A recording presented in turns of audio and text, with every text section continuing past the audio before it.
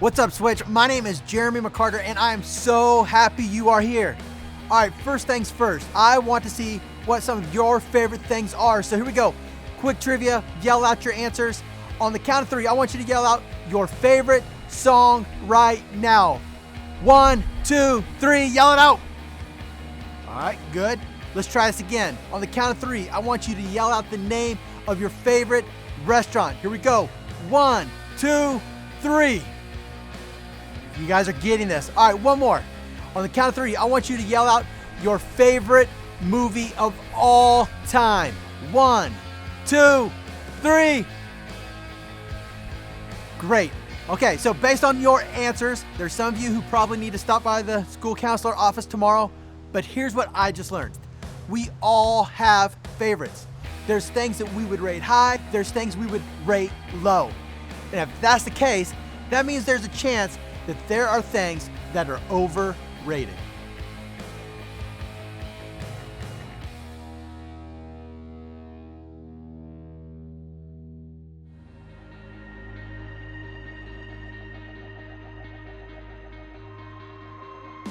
So I completely experienced this several months ago. Some friends at the office, some friends online, everybody was bragging about this movie.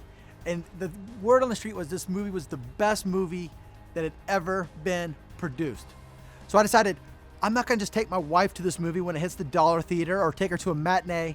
I was going to make this big. I was gonna make this right. The bigger the date, the better the chances after the date. And so I thought I'm gonna swing for the fence. And so I went and got the tickets to the movie with the big recliners. The ones where you can like lay back, lay down, hold hands, cuddle, all those different things. But as the movie started, a little bit slowly, and continued to go slow and slow until the end when it ended, and it was one of the worst movies I'd ever seen.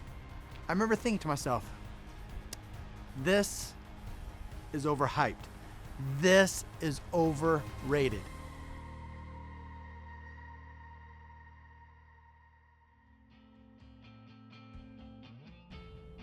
Now, some of you've experienced the same thing. Maybe it was something you bought, maybe it was like clothes, maybe it was shoes, or maybe it was something like a cell phone. And you thought whatever it was you bought was gonna bring you happiness, but it didn't.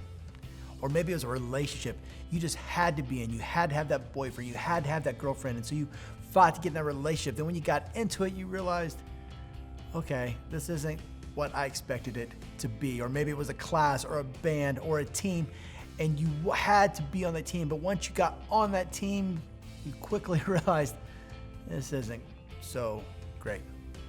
Now, for some of these things, it's okay that it's overrated, but what happens when the thing that's overrated is something we care about or something we believe in? What happens when the thing that is overrated is connected to God?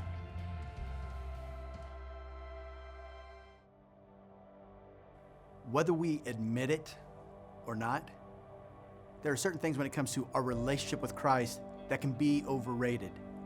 The first one would be this: trying to be like Jesus is overrated. Now, I'll repeat that because you may have misunderstood me. Trying to be like Jesus is overrated. Now, I know there's some of you and you are trying to be like Christ and you think that I am wrong, you think that I'm stupid, you think that I should be fired for this. But here's what I know, here's what I've experienced, and here's what I bet is true for some of you. You are trying to be like Jesus, but chances are high it's not working. Newsflash, it takes more than trying. Myra DeSanayaka was behind the counter when he noticed his co-worker returned to the store after a run to the bank. The men in this SUV were watching too because they went straight for the man in the bank bag as soon as he got out of his car. Just the reaction, just you see someone get beat up, you just go out. Myra ran outside, and before the alleged robbers even saw him, The first guy I saw, I just kicked him in the face, then I punched the other guy. Myra! moves Myra learned in cage matches. He's trained in mixed martial arts for more than a decade and was named the MMA national champion for 5 consecutive years in his native country of Sri Lanka. We learn like how to punch, how to kick, and how to move. So all that stuff you can use in the streets. Or in this case, the parking lot. In seconds, the bad guys begin their retreat, the getaway car getting further away. they were waiting for them, but when they were running back, I caught one guy with a hook, so he fell down. So they just left it. Police arrested that man identified as 33-year-old Odell Mathis. His partner and the driver got away, but customers of the fuel depot still call this a feel-good story. A feel-good story, unless you're this guy. Amy Davis, KPRC, Local 2. Now, that guy did not try to stop the bad guys. He was trained to stop the bad guys. Now, if that would have been me, the video you would have seen would have been a YouTube video about this guy in the hospital who brought a knife to a gunfight, because I would have got my butt whooped. Actually, I wouldn't have, because I would have just locked the door and got onto the gas station microphone. Hey, let that guy go. Okay, I'm calling the police now. And then I would have locked myself in the girls' bathroom. But that's a different story. He was trained. I would have tried. There's a difference between trying and training. Think about it. There's a difference between trying to get your dog to stop peeing on the carpet or training your dog to stop peeing on the carpet. There's a difference between trying to be an opera singer or training to be an opera singer. Look at a person who's trying to be a bodybuilder and a person who trains to be a bodybuilder. There's a big difference between trying and training. This year, some of our staff were given Fitbits. Now, these Fitbits, they measure how many steps you take, they measure how well you sleep, your calorie intake, all kinds of different things. Now, I thought, would it be great if we could create a Fitbit group so that we could encourage and motivate one another? Not really. I had ran 5 miles and I wanted everybody to know how far I had run, and so I could be on top of the leaderboard. After a couple minutes, my wife had joined and she'd only taken 14 steps, so I was completely destroying her, and I was feeling really, really good about myself. It wasn't until the next day when I realized I was in 48th place that I realized, okay, I might just be a little bit overrated.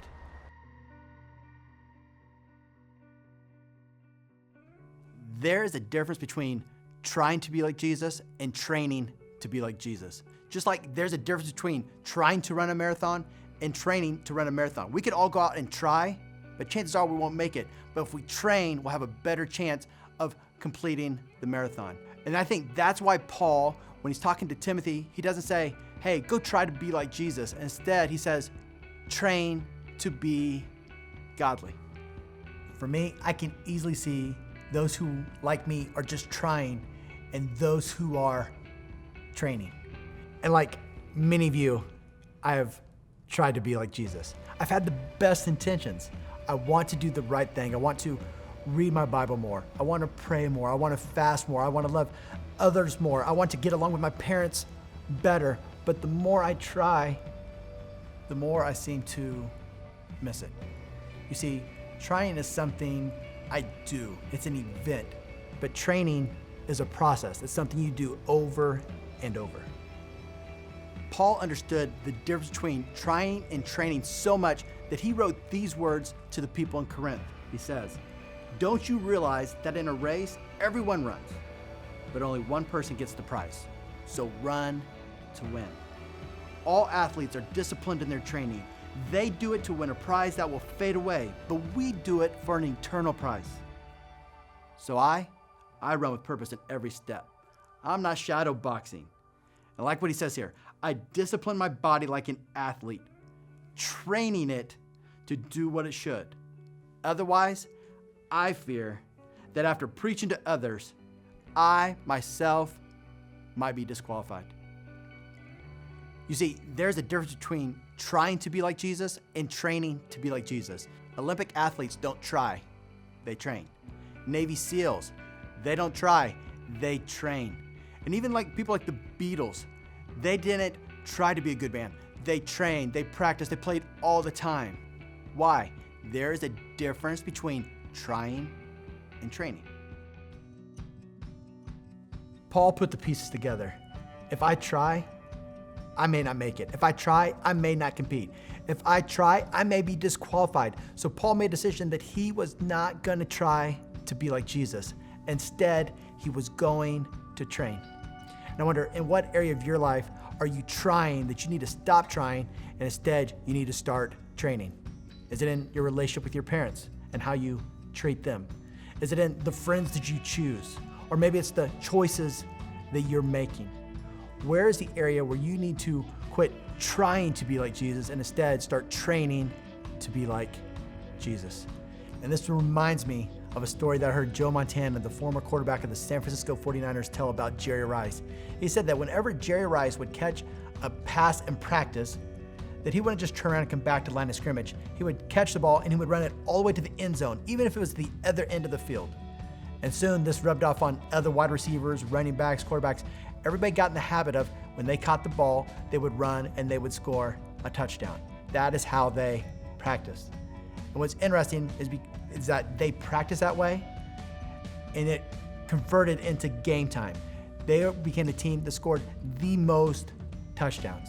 I love how Joe Montana put it. He said it this way: if you practice or if you train to be great and you miss it, you're still really, really good. He says, if you train or practice to be really good and you miss it, you're okay.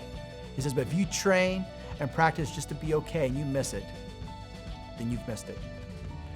There's a difference between trying to be like Jesus and training to be like Jesus.